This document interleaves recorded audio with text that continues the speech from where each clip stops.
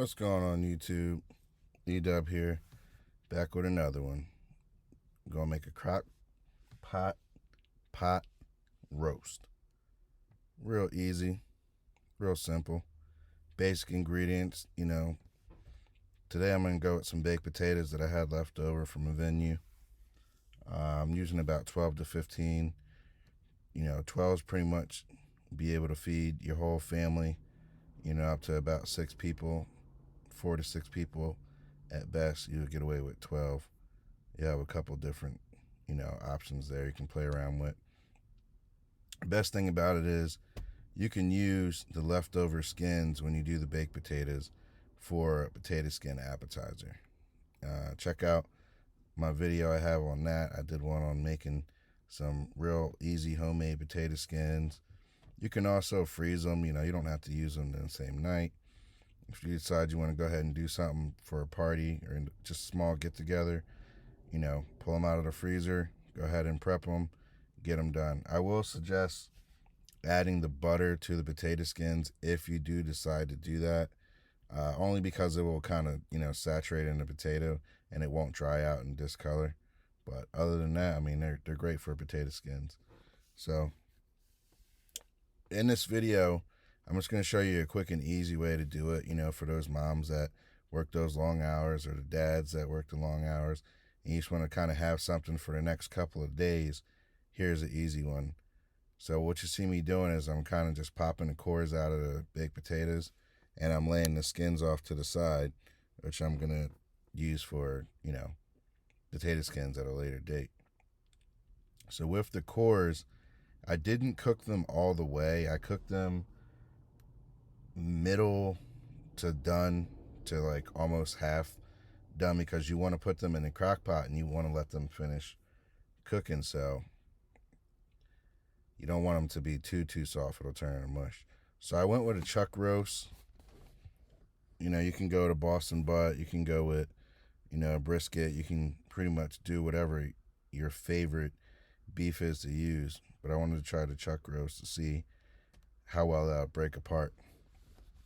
And as you see here, all I'm doing is basically just kind of seeing if it's soft enough, seeing how hot it is, and I'm really looking for that texture. So now I'm going to go ahead and add my potatoes in here.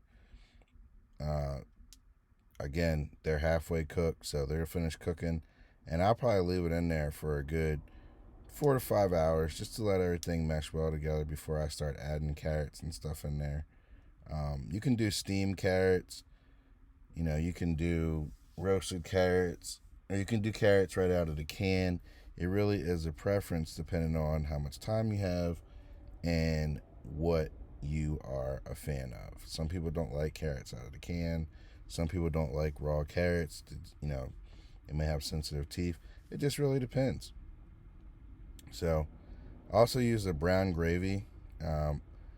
What I added in with the chuck roast in the beginning is homemade gravy, just to, basically the powder in a liquid form that I added together. And then I go back and I add a can of the Heinz brown gravy, which you've seen me use before in my beef and broccoli video. All that does is that just gives you a little bit more gravy and it just thickens it up. But you really want to have your base of the kind of gravy that you want to go with. Some people like the brown gravy with the onions or the mushrooms in it. Again, that's a personal preference, just depending on, what you like in your gravy. I'm just doing basic brown gravy. I do add onions to it, but I use the dry flaked onions that dissolve, because some people don't want to taste onions. And I'm a person who doesn't like to taste too many onions, but I like the smell of them. So if I know they're in there and they're minced and I'm not going to taste it in every bite, I'm fine with using the small flake onions that dissolve versus your sauteed onions or your chopped onions, and now you're tasting onions. I just don't like it. All right, so now you got most of that mixed in there. It's got a nice steam on it, and this is on a low to medium heat, which you can add whatever at this point. Now you go with your carrots that are already pre-cooked. You can add some peppers in there if you want to, or you can, double up on your vegetables, double up on your potatoes, you can add more of the chuck roast, or you can do a different brisket. It just really just depends. Now, I just kept the three main ingredients: the carrots, potatoes, and then chuck roast, because that's all I was going for. Now, you let this sit. Once you add those carrots in there, you're about 80% done. So you just really want to go ahead and let the carrots mesh well together with everything else, and just let it do its job. You don't want to do too much. You don't want to break it up too much, because then it'll start to turn into mush.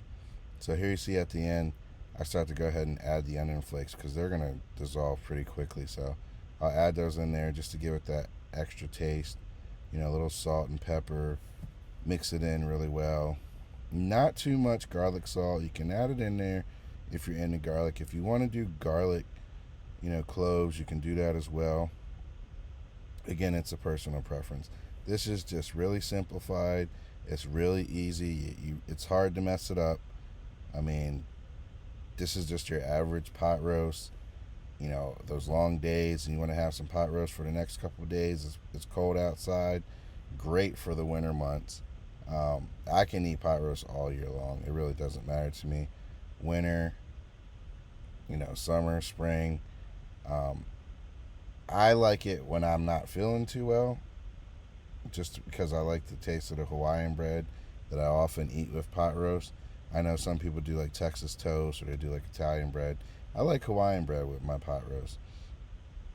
Alright, so here you see I'm just kind of checking everything out.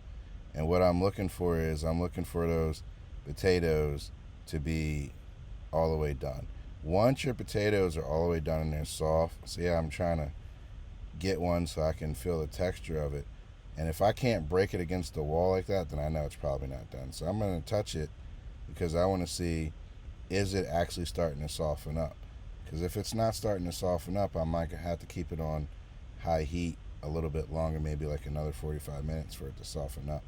And what that will do is that will actually cut down on some of your gravy. So this is where you want to go ahead and take that jar that you had and add a little bit to it. Alright? Hey, if you like this video, hit me up with a like, a comment, let me know. Keep doing things with you, though. Y'all take it easy.